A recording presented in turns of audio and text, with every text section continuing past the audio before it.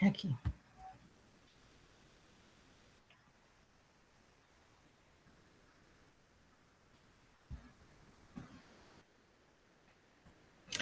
Eu não consigo entender. Por que que não está tendo essa... Ai, meu Deus do céu, por que que eu não consigo apresentar essa aula aqui? Ciclo bioaula, por que que ele não está...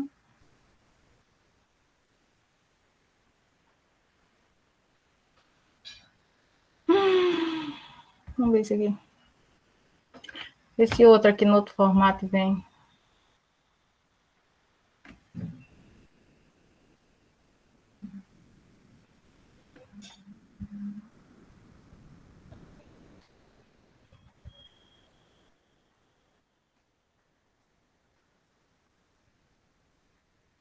Pronto. Vou botar em outro slide, não que eu tinha programado, que o outro que eu estou programando não quer apresentar. Ah, apareceu, depois de 2 anos. Oh, Maria, Deus me livre. Pronto, ok. Então, gente, a gente vai falar hoje sobre os ciclos biogeoquímicos. Como o nome diz, ele é um ciclo, né? Ele cicla a matéria que é ciclada no planeta. Ele é essa matéria, ela atravessa as partes vivas, né? A matéria viva, que são os seres vivos, por isso que tem um bio. Gel, porque também ele tem um reservatório que também é geológico, né? E esses ciclos, os elementos químicos que estão ciclando, né? Então, são os ciclos biogeoquímicos. A gente vai falar só de alguns mais importantes. Então, esses elementos químicos, né? Eles circulam na biosfera em vias características do ambiente aos organismos e, novamente, ao ambiente. Então, se a gente pensar, por exemplo, as queimadas da Amazônia, certo? Aí a gente tem aquela biomassa toda na Amazônia que ela foi queimada. Então, todo aquele carbono, o nitrogênio, o fósforo, o enxofre que estava naquelas florestas foram para onde? Quando foi queimado?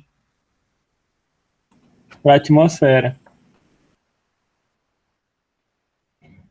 Muito bem. Uma parte foi para a atmosfera, né? A outra ficou lá na forma do carvão, lá da matéria orgânica que ficou composta lá. E essa parte da atmosfera, né? Ela se mineralizou, né? Se transformou em CO2, se transformou em metano, se transformou em substâncias. E ela fica circulando na atmosfera, mas tem um momento que ela também precipita e volta para o sistema, né?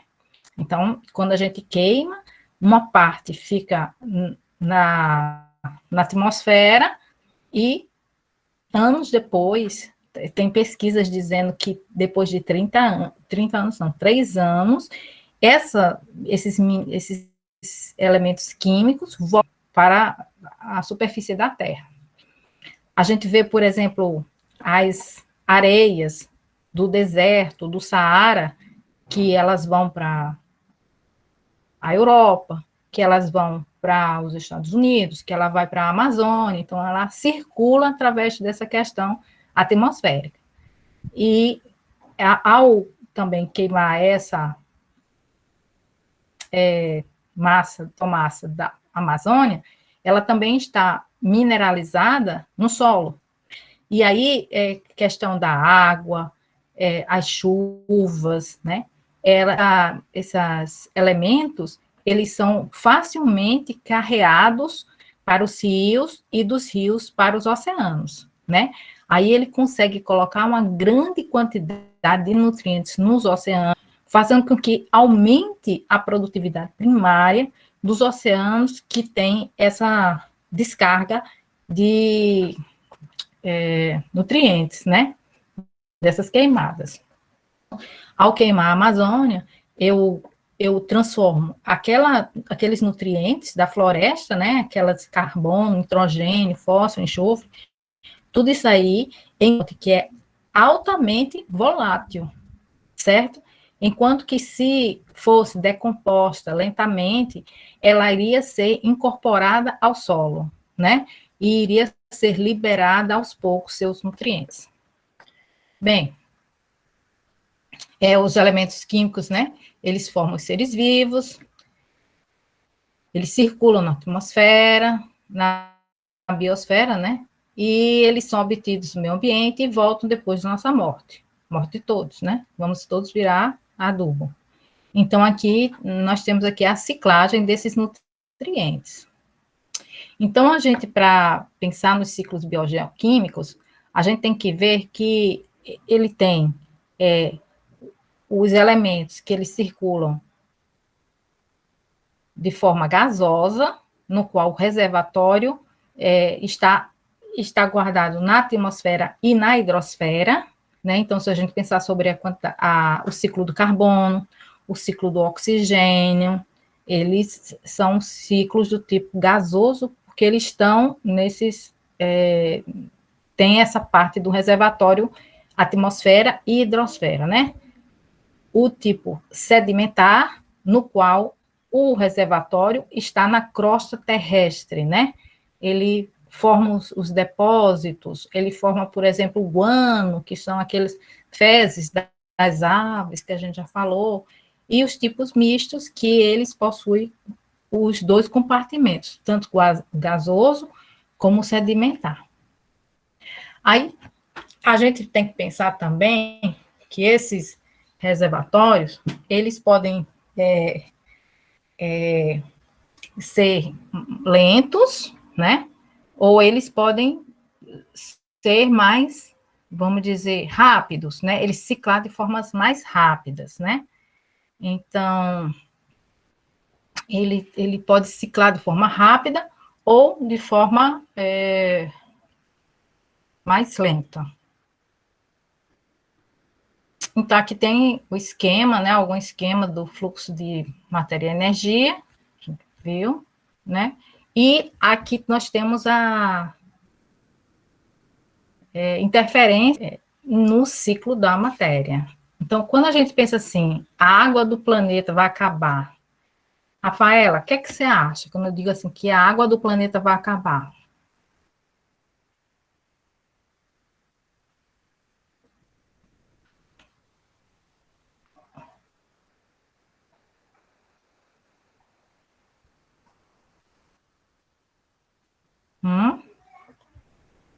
Rafaela?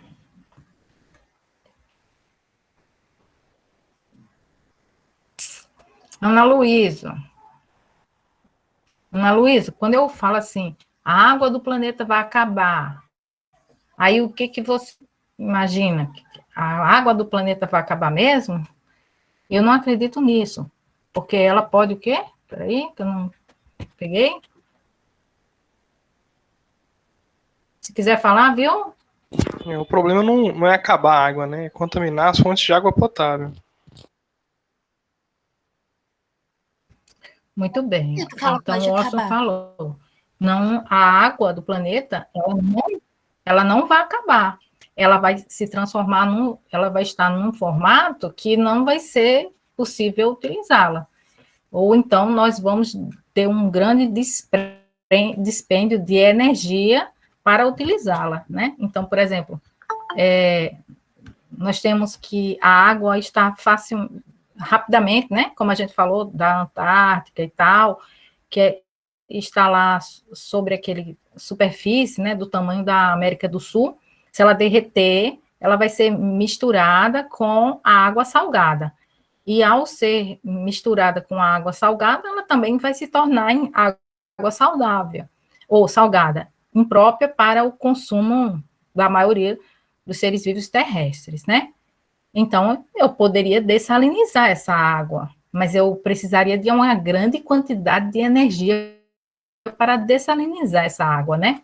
Então, a água, ela vai ciclar, mas ela vai mudar os seus reservatórios. Ela vai passar de um reservatório que era uma água doce, potável, para uma água que pode ser uma água salgada, que pode ser uma água imprópria, contaminada, ou com algum material, um metal pesado, outra coisa qualquer.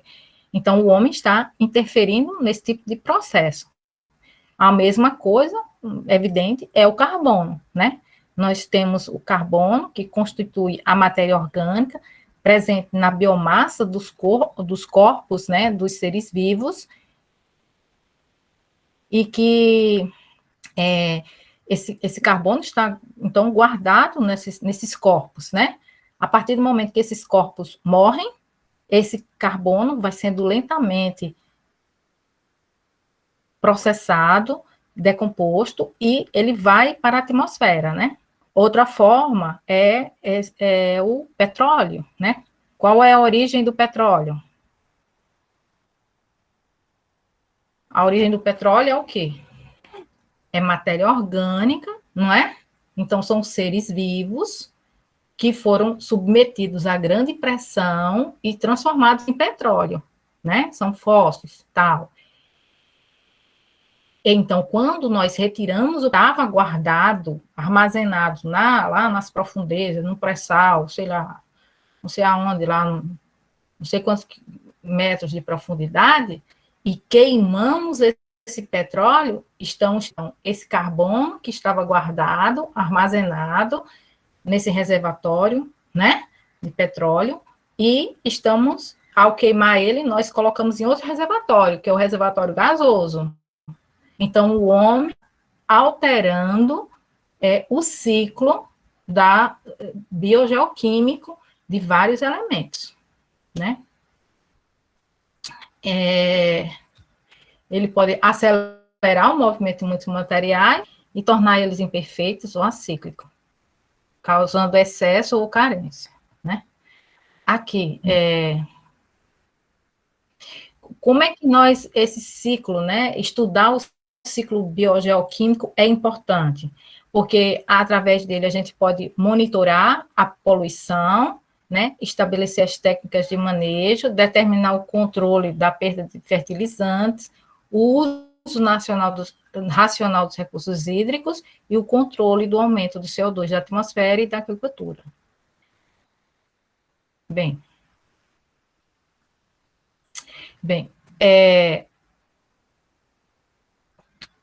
como esses ciclos biogeoquímicos, né, eles também estão presentes dentro da cadeia alimentar, né, então essa reciclagem dos nutrientes, né, que nós todos vamos um dia voltar a alimentar a biosfera toda. Então, quando nós morrermos, sejam nós enterrados no chão, para as bactérias decompositoras se fartarem, seja quando a gente incinerar nosso corpo, colocar lá, nós vamos voltar à nossa forma de elemento químico essencial, e aí você vai voltar, né, a sua matéria, esses elementos químicos vai voltar a ciclar no planeta.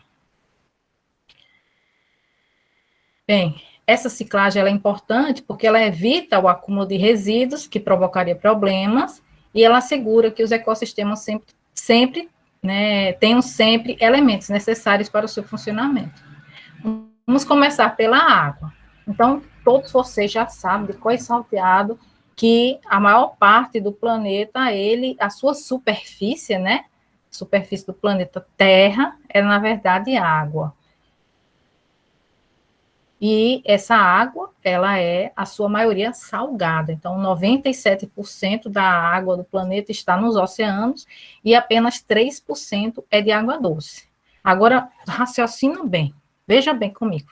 Vamos fazer um processozinho de imaginação mental. Aí, agora, nós pegamos essa 3% de água doce e agora a gente vai ver as suas frações.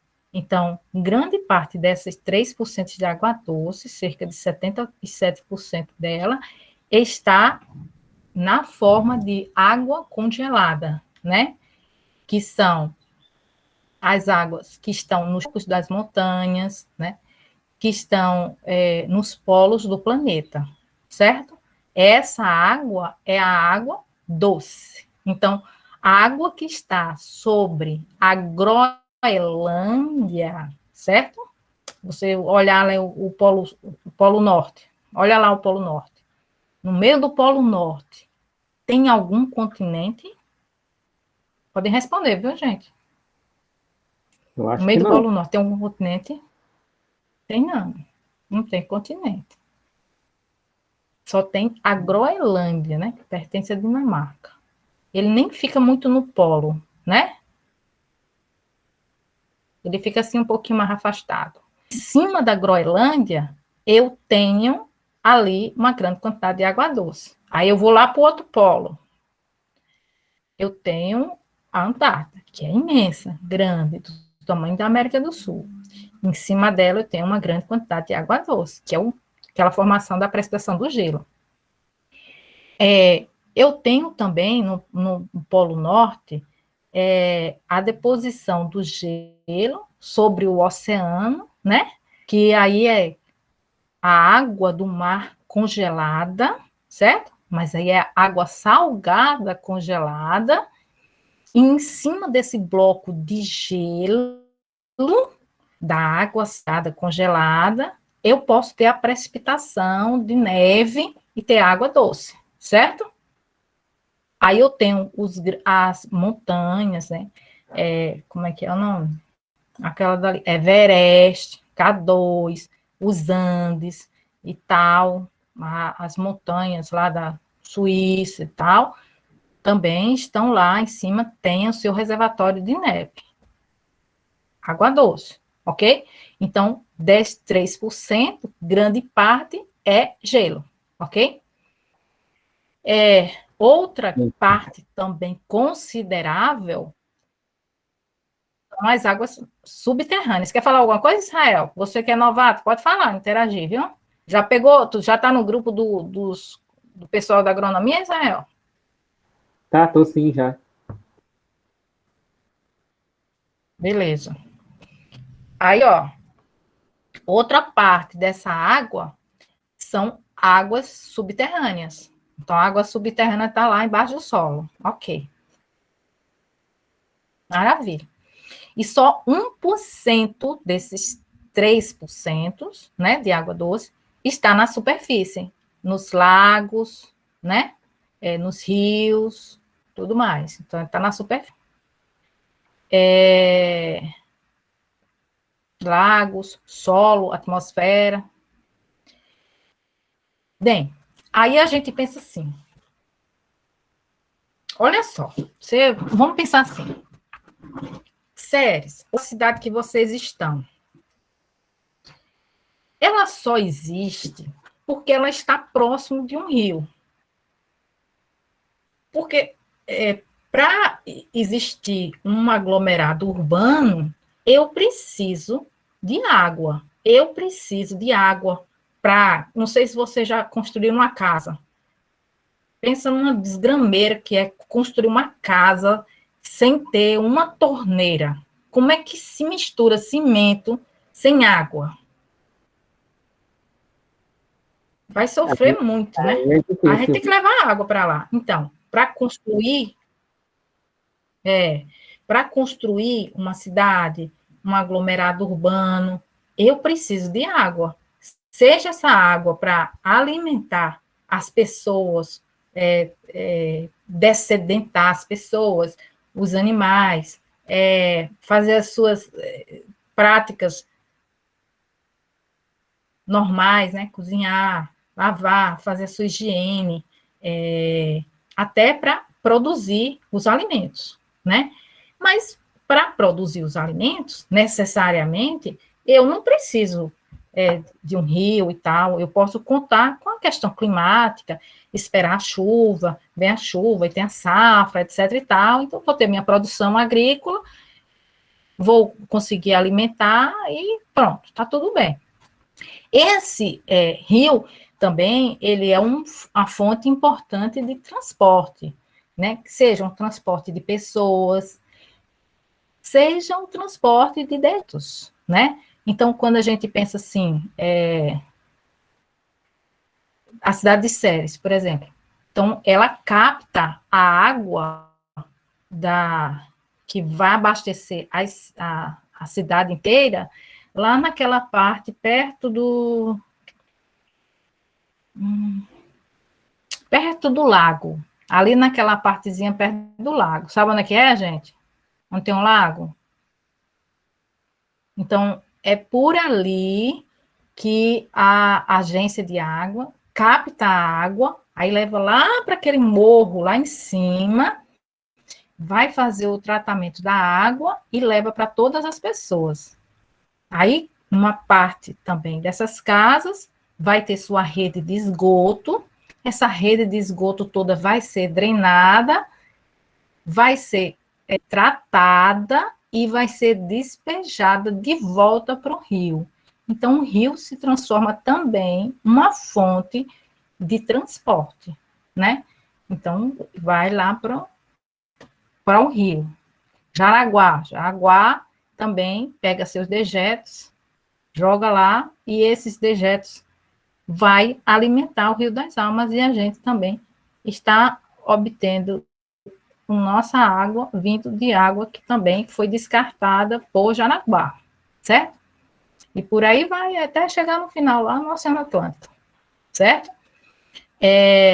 Então, essa água sendo consumida, retirada, tratada, servindo de esgoto vai lá para o rio, volta para o rio, vai lá se embora. Aí se a gente pensa assim, mas eu posso aumentar a minha produtividade, que eu tenho aí a minha produção de milho, soja, sei lá o que, gado, dependendo das condições climáticas, né? Depende da chuva, depende do período de estiagem, etc e tal. Mas eu posso transformar esse num processo artificial no qual eu poderia produzir mais. Aí eu tenho a irrigação, beleza. Aí eu aumento a produtividade, né? Eu tenho um controle maior daquela produção agrícola e uma parte daquela água não vai ser utilizada, ela entra no solo e ela fica lá no solo e ela vai demorar muito para voltar a ciclar novamente. Então, aqui nós temos aqui uma tabela mostrando os reservatórios de água, os volumes aproximados e a porcentagem, né? Aí nós vemos aqui que o maior, o oceano, com 96,4%, os glaciares com 1,4%. Quando a gente vem para cá, rios e lagos e pântanos, eles têm mais água nos lagos e pântanos, olha só, do que nos rios.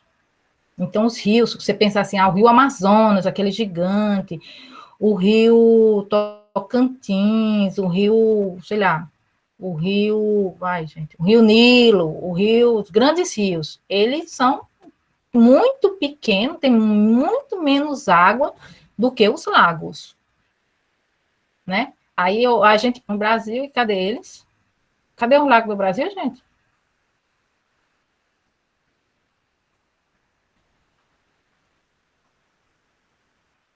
Tem não, né? Então, os lagos do Brasil são os lagos, o Brasil tem poucos lagos. Se a gente pensar em questão de lagos, o Brasil tem poucos lagos. Onde é que estão esses lagos? Você vai ver muito lá na região da Sibéria, né? São poucos lagos, não tem muitos, não. Na verdade, a Serra da Mesa é água represada, né? É um rio que foi represado. Aí, então, a gente tem mais água nos lagos do que nos rios, né? Nós temos mais água na atmosfera do que nos rios, imagina só. E a água biológica que está nos seres vivos é a metade do que a água que existe nos rios, para você ter uma ideia do negócio. Lagoa dos Patos, no Rio Grande do Sul, sendo que essa Lagoa dos Patos do Rio Grande do Sul, viu, Rangel? Ela é salina, ela é água salobra, porque existe uma comunicação dela com o mar. Então, ela não é 100% doce. Não, ela não é nada doce, ela é salobra. E o total de água da biosfera, aí está aqui transformado, né, que dá teratoneladas.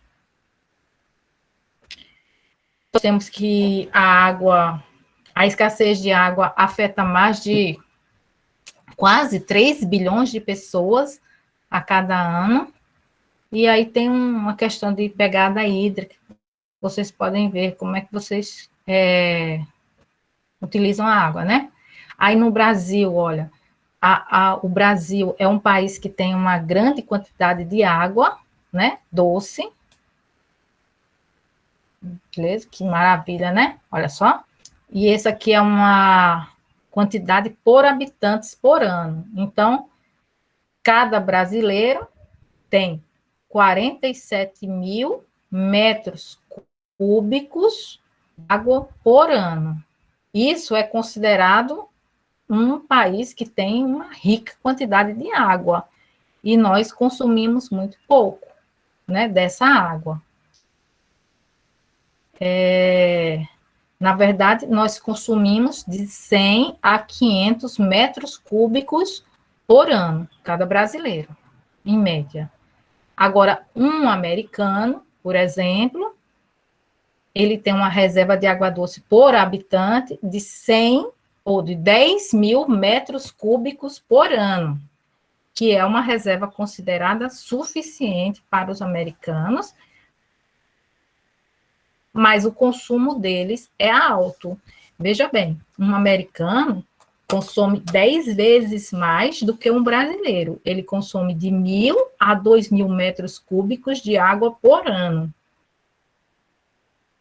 Aí tem França, China, né? Israel, por exemplo. Israel, ela tem uma reserva de menos de 500 metros cúbicos de habitante por ano, que é considerado uma reserva muito pobre, mas o consumo de Israel também é baixo. E o consumo médio de habitantes é 470 metros cúbicos por ano. Olha bem, Israel, então, praticamente, ele consome toda a água que está disponível para ele, da reserva deles. Então, ele tem 500 metros cúbicos e utiliza 470 metros cúbicos. Se alguma coisa der errado, certo? Aí vai ter um problema muito sério, porque ele não tem muita margem de segurança, né? Israel, então, não tem muita margem de segurança. O Brasil, segundo os dados da ONU, ele tem 13% de toda a reserva hídrica da terra. Graças a quem? Graças, principalmente, aos aquíferos, né? E aos rios, né, mas não aos lagos, né? E representa a disponibilidade hídrica de 47%, a gente já viu, né? Mas não uniformemente distribuído. A gente vê uma grande quantidade de água na região norte, mas uma pequena quantidade de água disponível, por exemplo, na região nordeste. Aí nós temos aqui algumas questões dos estados, né? A questão de disponibilidade hídrica, o Maranhão é considerado que tem uma rica disponibilidade hídrica, o Rio Grande do Sul também, o Paraná também, Minas Gerais também, o Piauí é suficiente, o Rio de Janeiro é suficiente, São Paulo é suficiente, talvez não seja mais, né? Isso aqui é de 2002. Rio Grande do Norte é pobre, Alagoas é pobre, disponibilidade hídrica, Paraíba é crítico, é abaixo de pobre, Pernambuco também é crítico, abaixo de pobre. Então, a água no Brasil não está distribuída uniformemente. Cadê Goiás, né? Eu não sei onde é que não tem aqui. Goiás. Isso aqui é dados de 2002. A gente está em 2021 e a gente está prevendo, né? Estão se prevendo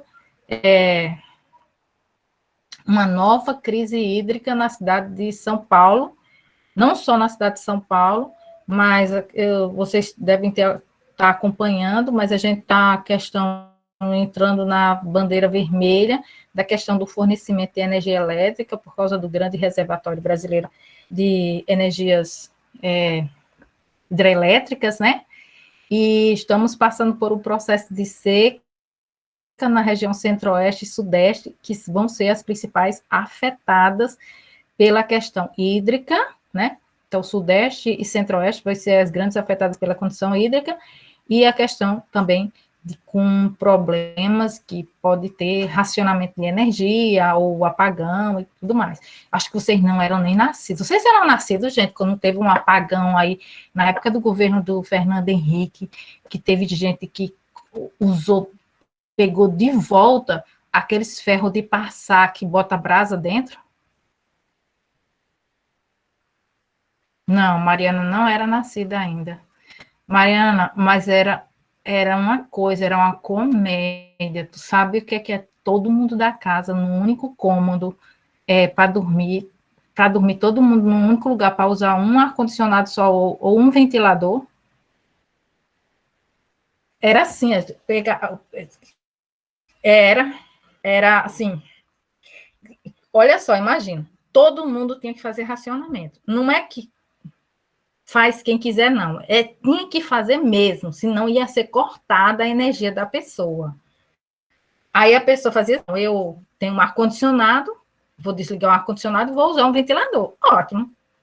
Agora, quem só tinha um ventilador vai fazer o quê? Aí ela desligava o ventilador.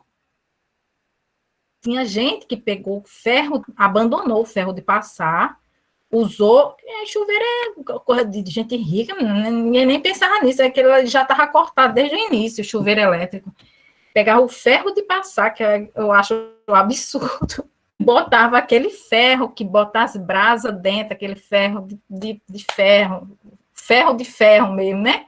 Que bota as brasas dentro e passava roupa com aquilo ali, aquele negócio pesado. Hã? Esse ferro aí é das antigas, hein? É das antigas, o pessoal recuperou esses ferros para passar roupa. Agora, hoje em dia, imagina, aí vai ter racionamento, vamos supor, né, que vai ter racionamento de novo. Aí você vai tirar de onde? Você vai tirar do chuveiro elétrico. Você tira do chuveiro elétrico, vai tomar banho frio. Aí você tira do ar-condicionado, você não desliga o ar-condicionado, fica na meia da quentura. Tem ventilador, você desliga o ventilador, fica mais quente ainda. Eu que já não passo ferro de jeito nenhum, aí eu vou economizar de quê? Não adianta. Por isso que estava tendo aqueles apagão lá no Amapá, né? A gente já... Atrás aí. No Amapá é porque é incompetência mesmo, né? Porque o Brasil todo tem uma rede de energia que ela é articulada, né? Depois que houve uns apagões por aí, questão de descarga de energia no lugar, queimou o transformador, não sei o que lá, eles investiram nas linhas de transmissão. Aí eles ligaram o Brasil todo. Então, por exemplo, se o Nordeste tiver falta de energia, aí vem a linha de transmissão e alimenta o Nordeste através de outra linha de transmissão, entendeu? Então, o Nordeste, o Brasil inteiro, ele é praticamente interligado, mas o Amapá não é. O Amapá não é ligado com o Brasil, do mesmo jeito também que Roraima não é. Então, esses dois estados, eles ficam quase por conta própria. Se tiver água, se não tiver nenhum problema, tudo bem. Se tiver, ele não tem como pegar a energia de outro estado. Aí ele vai para os geradores, não sei o quê. Peraí, Camille usa como peso de porta. Minha avó faz isso, o ferro. Joia, gente. Aí aqui, ó, o estado de São Paulo, né? Isso aqui possui uma boa disponibilidade hídrica, média de 2.000 metros cúbicos por habitante, que é muito boa, mas na região metropolitana há escassez de aumento de vulnerabilidade. Então, o estado de São Paulo, apesar de ter uma boa disponibilidade hídrica, a parte metropolitana da cidade, veja bem, que a água não se distribui igualmente dentro do Brasil inteiro, nem entre São Paulo. Então, se você pegar o estado de São Paulo, você vai ver que tem boa disponibilidade hídrica, mas na região metropolitana não tem. Aí aqui nós temos o ciclo da água, né? Aí você já conhece esse ciclo, né? Que evapora, né? Está nessa parte aqui líquida, se transforma na parte de Vapor. Vapor e por aí vai. E aspectos importantes para falar aqui, né? Que a gente tem que para falar, né? Que a gente tem em questão formação de nuvem. Então, para formar as nuvens, eu preciso ter vapor de água e eu preciso ter núcleo de condensação de nuvens, que são pontos que o vapor de água vai se agregar para formar aquelas gotículas, podem ficar, então, na atmosfera, sendo carregadas de um lado para o outro, ou ganhar uma grande quantidade de película de água ao redor dela e precipitar no formato de chuva, né? Então, grande parte dessa água, ela é evaporada no oceano, carrega essa água, evapora e vai levando ela para o continente. Aí chega no continente e precipita no formato de chuva, certo? Então, a gente tem o oceano como fonte de chuvas. E os continentes é onde deságua essa maior parte das chuvas. E essa água, ela vai evaporando, né, nos oceanos, ou através da transpiração, né, que é chamada evapotranspiração, que são os processos que envolvem seres biológicos. Então, você vê, por exemplo, a floresta amazônica, é através da evapotranspiração que aquela água da floresta vai formar os rios voadores, né?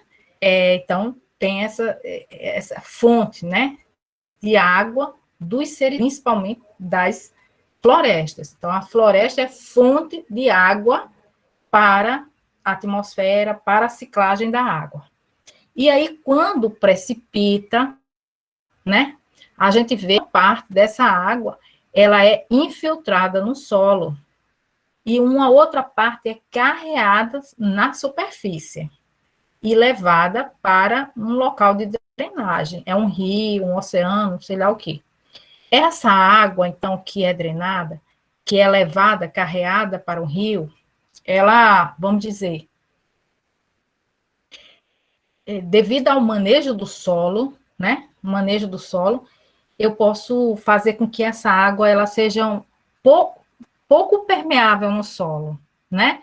Então, se eu vou comparar, por exemplo, com a cidade, aí uma cidade tem os asfaltos, tem as casas, etc e tal, então ela impermeabiliza o solo, as cidades impermeabilizam o solo. Então, quando há uma chuva, aquela grande quantidade de água, ela não abastece a água subterrânea, ela não penetra na água subterrânea para, vamos dizer, retroalimentar a água subterrânea. Ela vai e ela é rapidamente carreada para os rios, certo? Então, se você pensar nisso nas cidades, vai ter isso.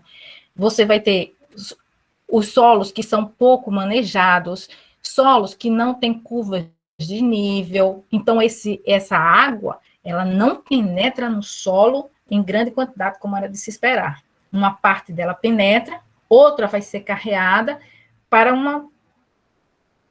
um rio, um reservatório, um lago, sei lá o quê, e aí ela se torna muito mais fácil de ser evaporada, entendeu? Então, aquela questão de você acelerar o ciclo, né? Que a interferência humana está provocando. Quando você pega essa água e impede que ela penetre no solo, porque se ela penetrasse no solo, ela estaria muito melhor guardada. E se ela é rapidamente transportada para um rio, um lago, seja lá o quê, ela é rapidamente evaporada, né? Então, a gente tem esse problema, o homem interferindo. Aqui nós temos aqui uma imagem aqui sobre a penetração da água no solo, né? Que uma parte vai ser infiltrada.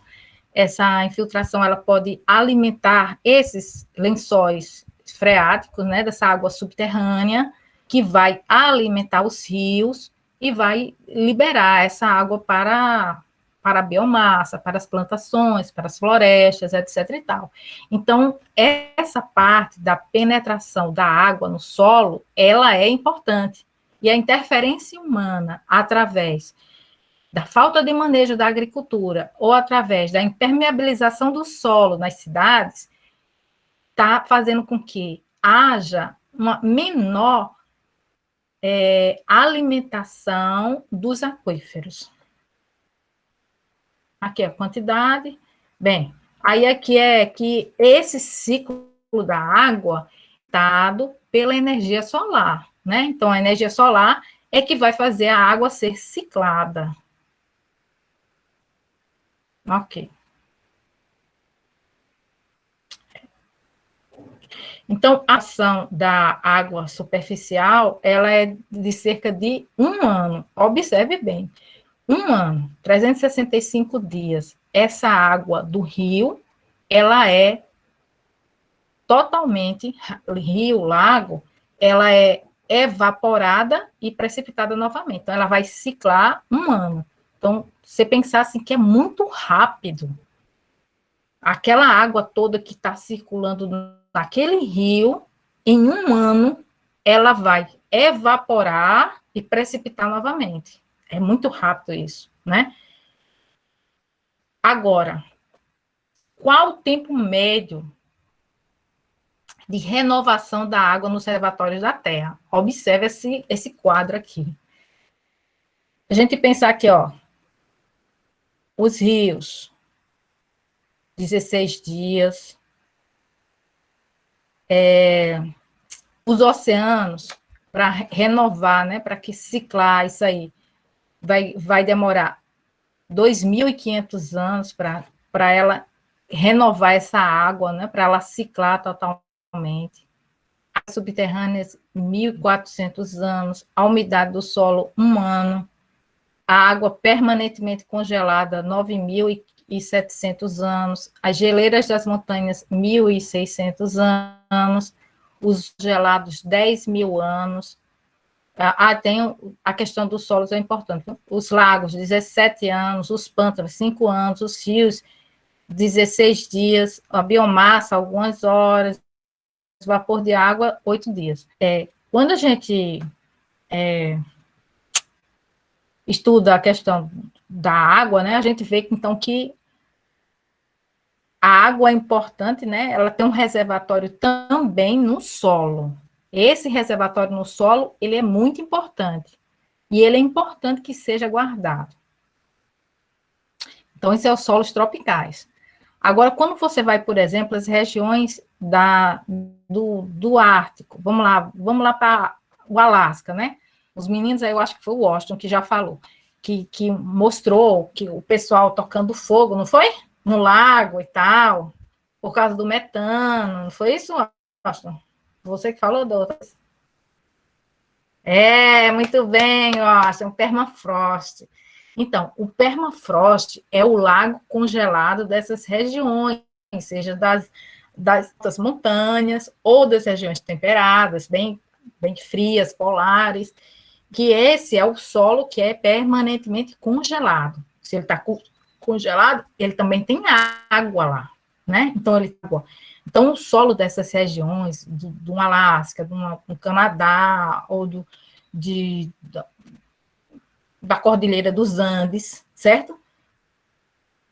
Você cava e você depois bate no gelo, é o solo congelado, está lá e é o solo congelado, centímetros lá de solos congelados. Bote força aí para tirar esse solo. Então, ele tem água no solo dele, certo? Ele tem água, ele tem matéria orgânica, que está em decomposição por causa do processo de ciclagem. E esse solo congelado, com a questão das mudanças climáticas, do aumento do aquecimento global, ele vai descongelar. Aí ele vai descongelar e ele vai percolar para algum lugar.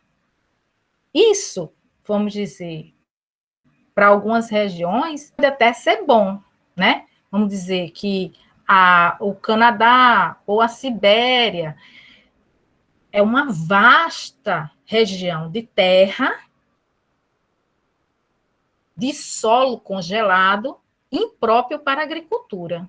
Quando esse solo descongelar, esse solo vai ser possível ser trabalhado na agricultura com ele. Vocês concordam comigo? Sim. Então, essa região que vai ter uma grande área agora que a agricultura vai poder atuar, que antes não podia atuar por causa do solo congelado. Mas isso também vai trazer alterações no ciclo da água, né? Que vai tornar cada vez mais difícil. As catástrofes ambientais vão se tornar cada vez mais frequentes. Então, eles estão prevendo, não sei se vocês viram, temperaturas de 45 graus nos Estados Unidos. Vocês viram isso, gente? Um rapaz para matar uma pessoa.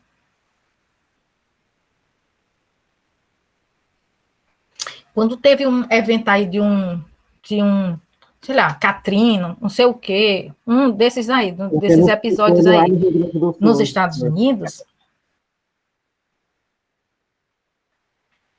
Como é, Israel? Parece que estava tendo um ciclone lá no Rio Grande do Sul.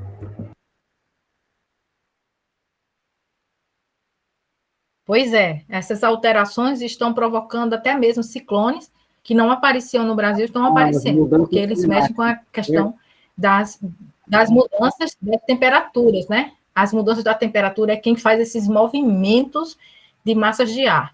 Aí, que eu estava falando, era lá do Katrina, né? Teve um furacão desse aí no Katrina, que a fonte de energia lá queimou o abastecimento de energia, né? E um asilo, morreram 5 velhos, uma faixa de uns 5 velhos num asilo, porque a energia acabou. Explica aí para mim, gente. O ar-condicionado do asilo parou de funcionar. E os idosos morreram por causa da falta de energia. O calor grande fez as pessoas morrerem sem energia por causa do furacão Katrina. Entendeu? Agora, tu imagina, assim, essa temperatura de 45 graus, cada vez mais aumenta o consumo de energia. Consumo de energia no Brasil muito dependente das questões climáticas, porque nós temos um grande parque de energia hidrelétrica, né? A gente tem os parques de energia eólica e com grandes promessas, mas ainda muito incipiente, né? Nós temos os parques de energia solar, que é pior ainda, é mais incipiente ainda. Então, enquanto que essas fontes de energia solar ou eólica, elas estão aumentando, o consumo de energia também aumenta. Então, aí fica sempre um correndo atrás do prejuízo do outro. Bem, aqui. Aqui nós temos, né, as movimentações do vapor de água na atmosfera e um pouquinho aqui sobre águas subterrâneas. Aí, mostrando aqui um pouquinho, alguém de vocês já conheceu a região de Bonito? Não, né? Ninguém falou não. Aí, olha só, mas na região também de Goiás tem muito isso aqui. Então, nós temos os aquíferos, né, que formam essas águas subterrâneas, que são esses reservatórios. Já vou terminando, viu, gente? Já vou terminar a aula. Os aquíferos que formam essas águas subterrâneas. Então, essa aquífero, ela está, vamos dizer, no solo, é como se fosse um solo encharcado, certo? O aquífero, na verdade, é um solo encharcado. Você é de Vila Propício? Nossa, massa, Jackson. Olha só, eu conheci aquela caverna chamada Samambaia. Eu sou louca para voltar lá. É linda ela. Ah, eu queria tanto voltar lá. Direto eu dou aula para os alunos Depois, lá nessa ó, me caverna. manda teu Nós contato. marcamos uma visita lá, professora. Ah, eu quero. Eu fui lá, Jadson, com uma guia chamada, eu acho que o nome dela era Lia. Conhece ela? Não, não conheço. Não? Mas se você me guiar, eu vou também, viu? Eu sou doida para ir de novo lá. E eu só vivo falando para o povo. Depois dá um zap aí para mim, eu salvo o seu número. Quando eu quero ir de novo na caverna, que eu amei. O Lago Azul também. Então essa água não, dá um zap para mim. Vocês têm meu telefone aí. Manda um zap para mim. A água que cai da chuva, ela percola no solo, torna, na maioria das vezes, um solo encharcado, que é o aquífero que é poroso, então ele está nos poros, né, nos espaços entre os grãos do solo.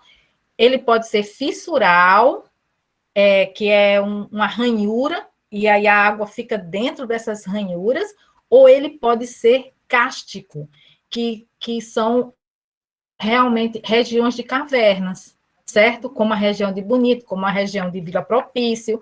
Então, ele tem essas regiões de caverna que ele fica principalmente em rochas de carbonato, certo? Aí fica aquelas águas bem branquinhas, bem transparentes, como do Lago Azul e tal. Então, ela forma essas cavernas. Olha aqui a figura aqui, tá vendo?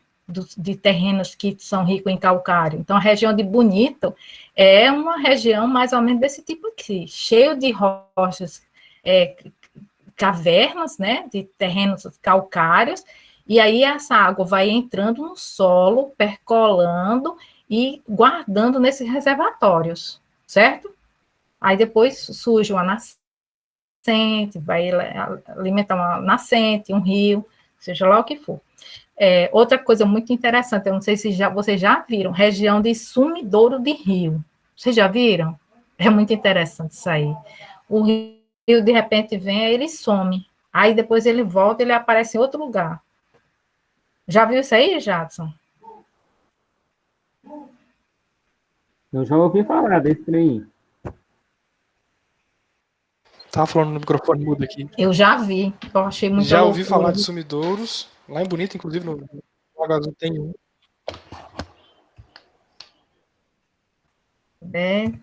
Pronto, meu telefone, viu? Botei aí. Isso é Zap. Então, aqui aí tem as cavernas e tal.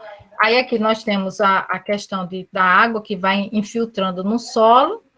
Aí ela vai ocupando os espaços entre os grãos, né, do solo, mas ainda tem o ar. Então, entre um grão e outro, nós temos água, mas também temos ar.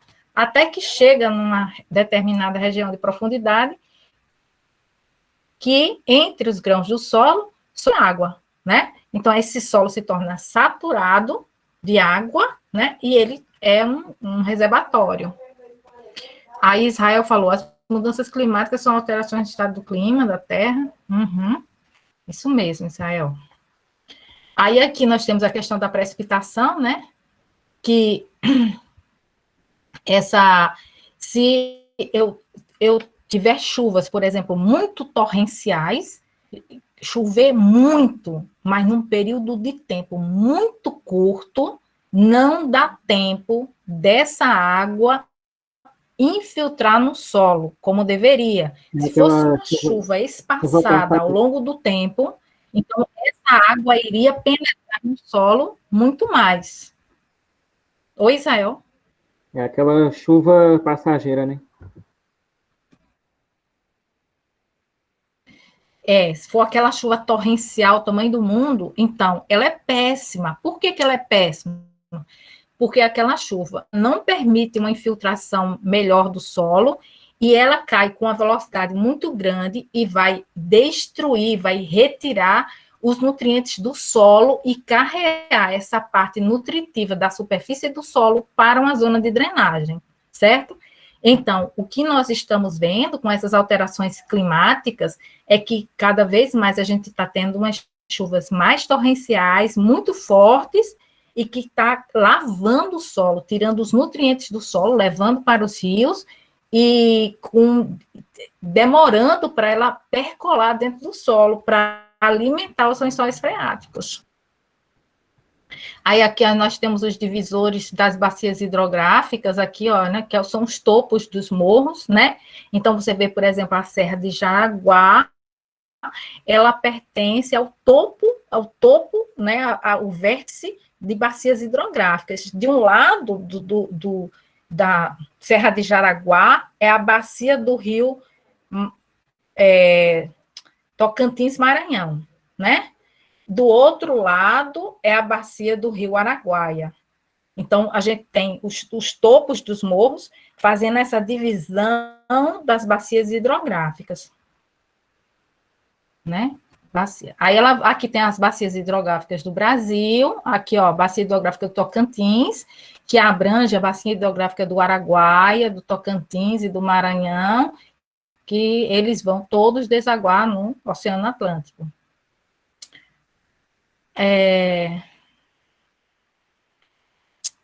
Aqui nós temos a questão, por exemplo,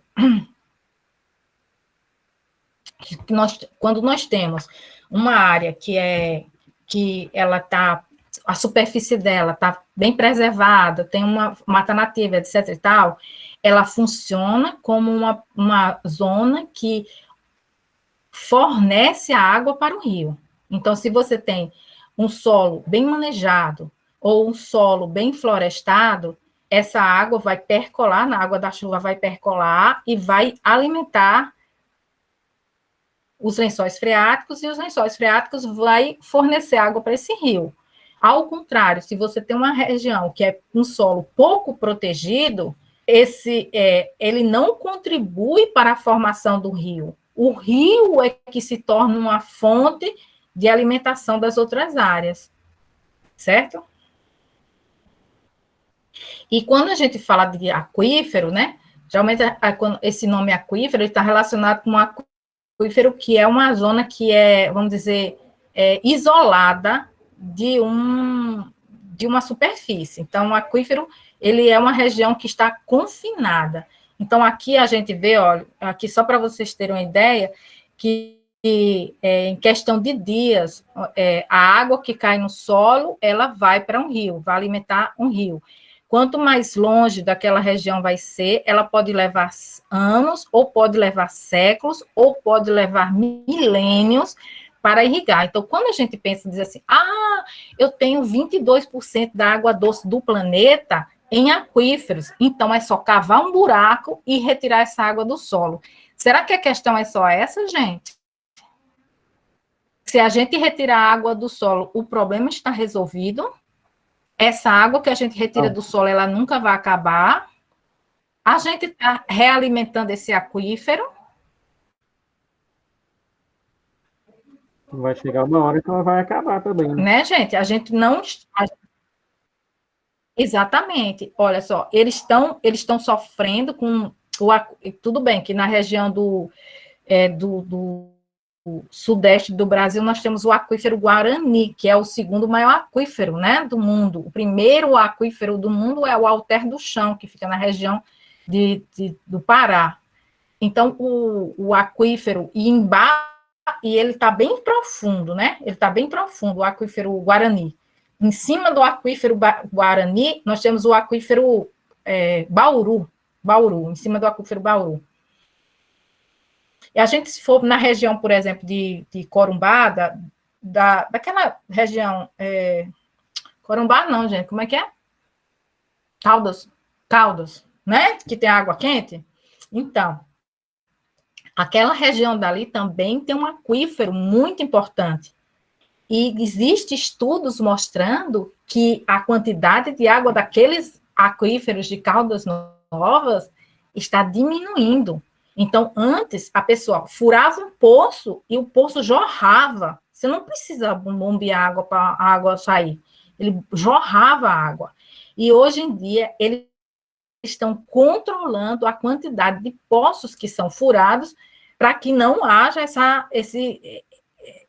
vamos dizer, a perda grande fonte de recurso, como o aquífero de Caldas Novas. Tem um nome específico, eu esqueci o nome. A mesma coisa acontece, por exemplo, no Piauí. No Piauí, eu tenho um aquífero lá chamado de Gurgueia. Esse aquífero, antes, 40 anos atrás, furava um poço, ele jorrava, mas ele jorrava 40 metros de altura de água. A quantidade, a pressão de água, a quantidade de água era gigante. Se você fechasse um poço daquele ali, toda a estrutura do solo poderia ser desfeita, certo? Poderia quebrar lá as cavernas, etc. e tal. Então, eles eram jorrantes o tempo todo. E hoje em dia, muito difícil você ter um poço jorrante. Por quê? Porque está havendo desperdício da água subterrânea, da água dos aquíferos. Bem, aí aqui a gente falou sobre a questão da penetração da água no solo, das regiões de cidades, né? Então, quanto mais a área for florestada, mais eu vou ter uma penetração de água nesses lugares. E quanto mais eu impermeabilizar o solo, construir, botar asfalto, botar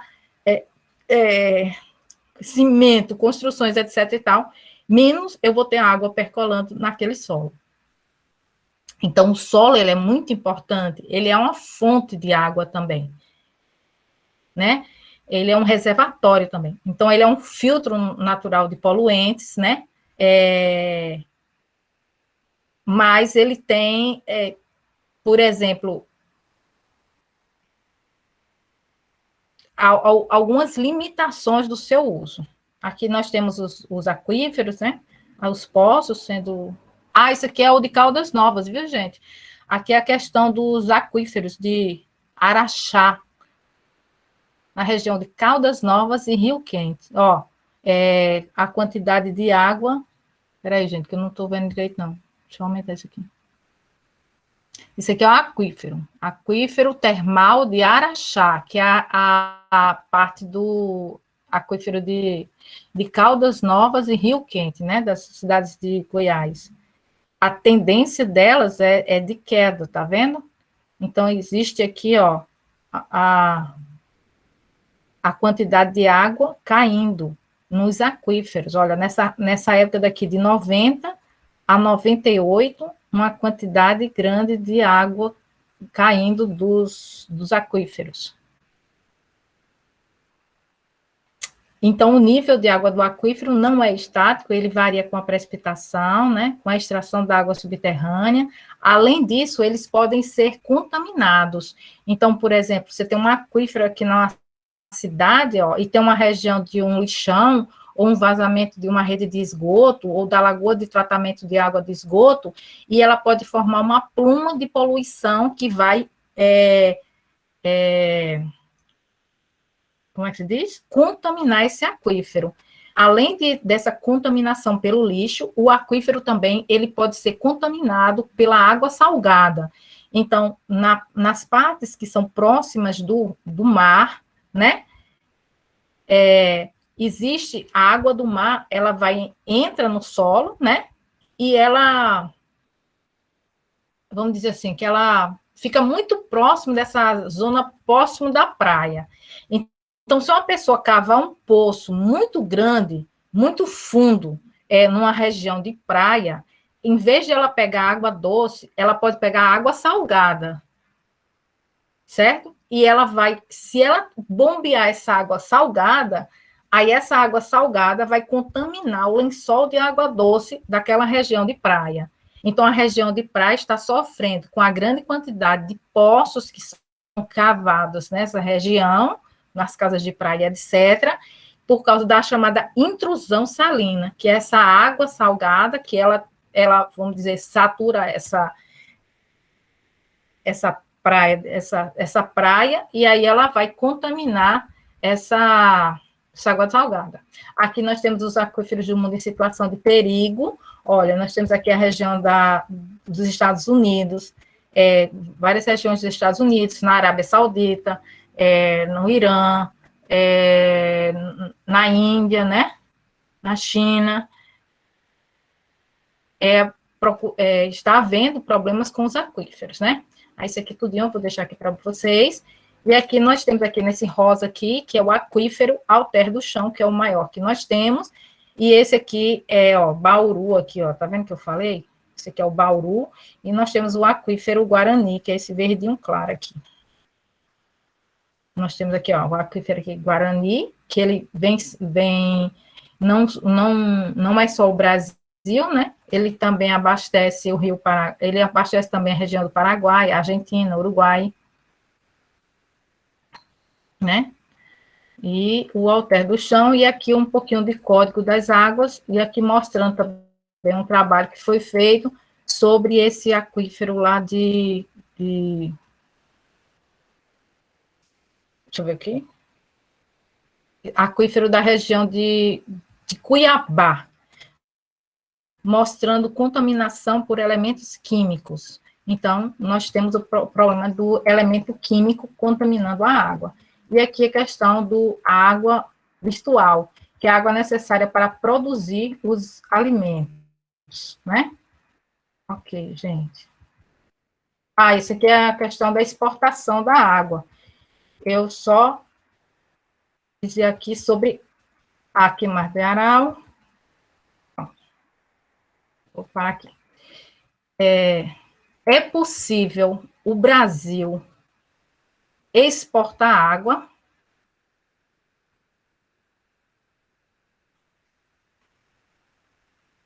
Como é que o Brasil exporta água, gente? Como é que o Brasil exporta água?